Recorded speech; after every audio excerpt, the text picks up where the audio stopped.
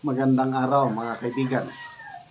Gusto kong i-share sa inyo itong paliwanag ni Secretary Ponce Enrile tungkol sa nauna niyang remarks na para ba ang dating, parang na-misunderstood daw siya na parang tinatakot niya ang mga OFWs, yung Zero Remittance Week.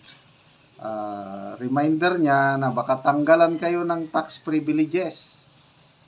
So, maraming nagalit na OFWs. Maraming nag-react. Sito ngayon, may post si Secretary Enrile na pagpapaliwanag. Pakinggan ninyo. Pakinggan natin ang kanyang paliwanag. Bago lang ito, 43 minutes ago. To make myself clearer, I would like to clarify my position regarding privileges accorded to our OFWs.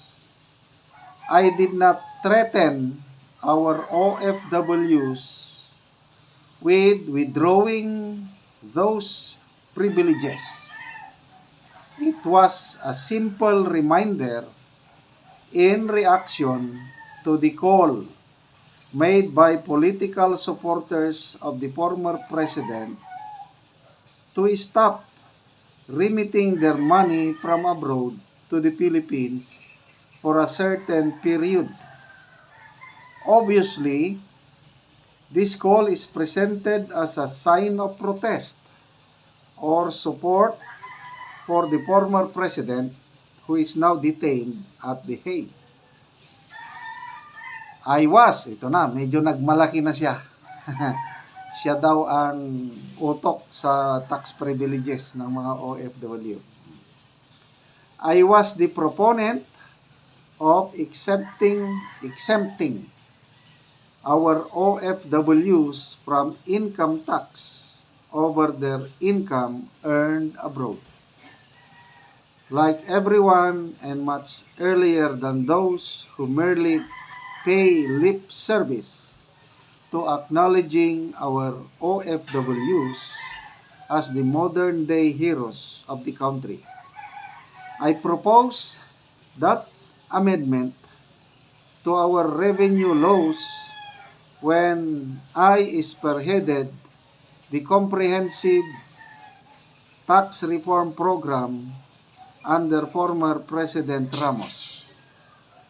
I was then the chairman of the Senate Committee on Ways and Means. I did not and will never regret having pushed for that amendment because it was born out of a strong moral sense, legal basis, and as a genuine gesture of giving the relief and help we owe to our countrymen who honestly toil, suffer, distance from their loved ones, and even cruel treatment just to support their families. When I posted that piece of my mind, I was not driven by any prejudice or ill will against anyone, much less our OFWs and their families. But I maintain that those who are riding on the emotions of the former president's supporters, knowingly and unknowingly stoking the flames of dissent and protest, should be reminded that every action results in consequences and reactions, and because these are the nature of privileges, if and when these protest actions prompt decision makers to rethink the government position, then it is our OFWs and their families who will eventually suffer. Lastly, I am no longer in Congress and I do not speak for the Senate, the House, nor the Palace. I am not in a position to threaten anyone.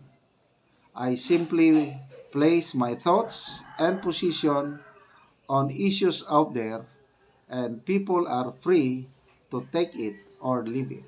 Okay? So maganda itong sinabi nyo. Hinayag lang niya ang kanyang peace of mind, kanyang opinion. Bahala ng taong bayan, take it or leave it. Ako, ang nakikita ko palagi, yung una niyang post at ito is, naniniwala si Secretary Enrile na may nagsulsul sa mga OFWs. Yun ang klaro ko dito. Kaya ang tinatarget niya, yung taga-sulsul, mga political leaders, sinasabi niya. Kaya yun ang tanong ko ulit sa mga OFWs. Meron bang nagsulsul sa inyo, mga bayaning OFWs? Ako, sa tingin ko, spontaneous ko nito, yung wala lang, mga leaders lang ng OFW, sila, Maisog Croatia, sila yung nagsimula nito eh. Hindi ako naniniwala na may political leaders na nagsulsul. So I disagree dito sa sinasabi ni Secretary Enrile na sariling desisyon ito ng OFW. So, kung hindi nyo sila trinithreaten, mabuti po Secretary Enrile. Kailang ang dating. Depende kasi yan sa mensahero at saka yung mensahe. So sinasabi ni Secretary Enrile, siyang mensahero, wala siyang whatever ill will against the OFWs. Kaya nga, pinagmalaki niya yung siya daw ang utak sa tax privileges na yan eh. Gusto niyang tulungan ng OFW. So, yun ang kanya. Ang problema, ang dating sa OFWs, para siyang nananakot. Kaya pasensya na po dahil iba ang pagkakaintindi ng mga OFWs na parang tinatakot nyo sila. Mabuti nga at nagpahayag kayo nito at bahala ng OFWs kung naniniwala sila sa iyo o hindi. O magbasa tayo sa mga comments. Roberto Caballero, Laban Bawi.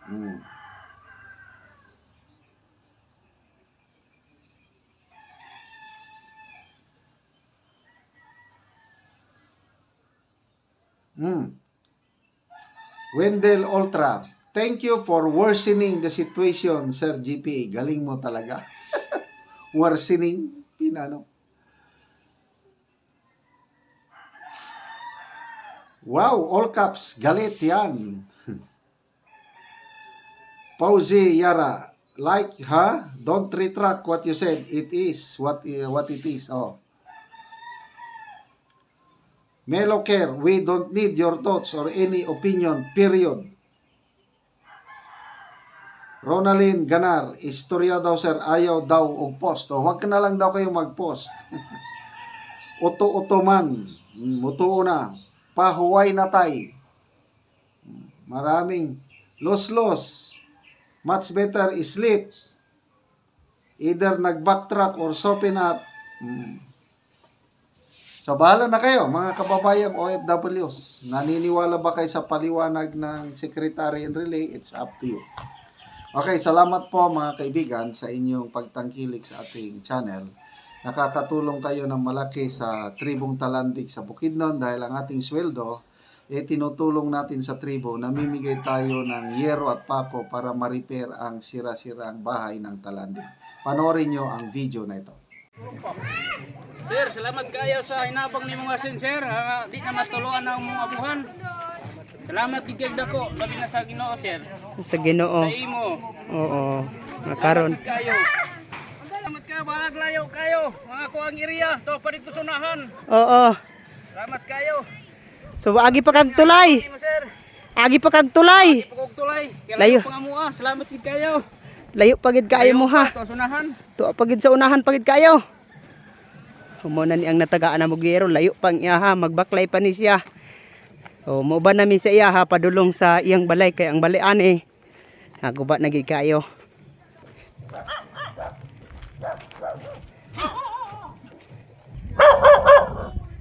Sir, ang balay, dul-dul na. Dol-dol na gid imong balay kol.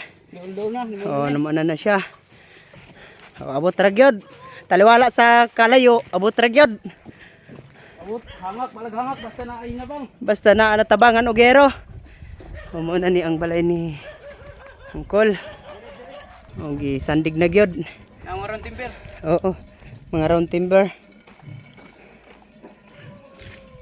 So, muna ni siya ang iyang balay. Kuba na gid kaayo ang iyero. Nagbibitay na. Wala gini, gubat na gid na ni. Oo, Salog.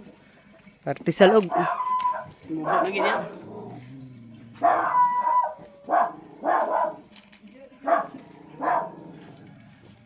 So, gibutangan na lang kol sa ubos og trapal. Apan di naman na magsilbi ang trapal kayo. Gisi naman pud na. Gisi na pampod.